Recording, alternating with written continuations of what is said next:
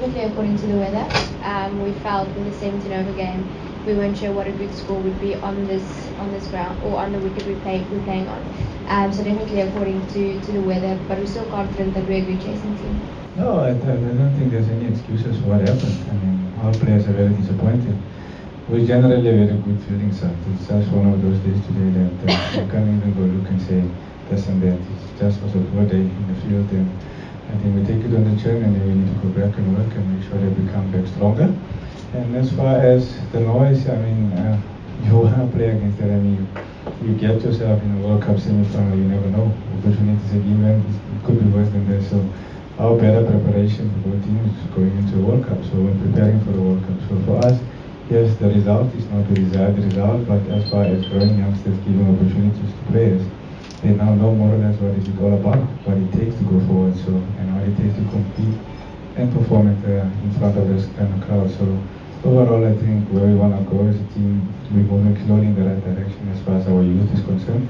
And hopefully we're just going to keep working hard and just make sure we get better results going forward.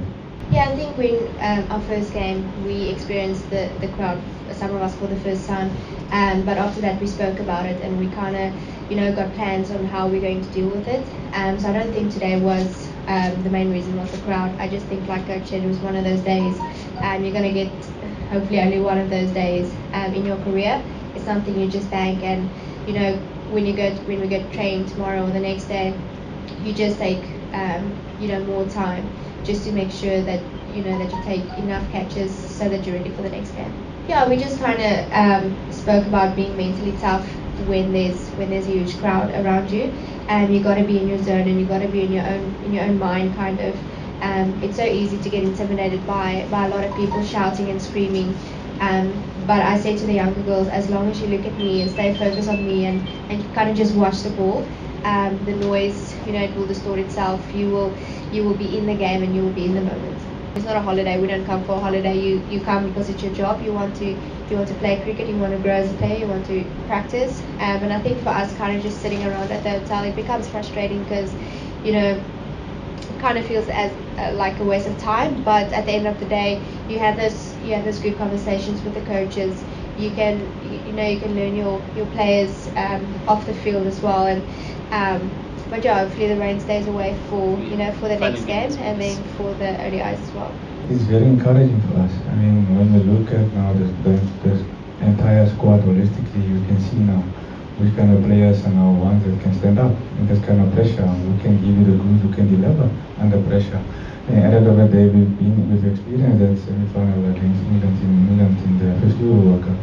Different pressure altogether. So you have this kind of game, so you can see the youngsters.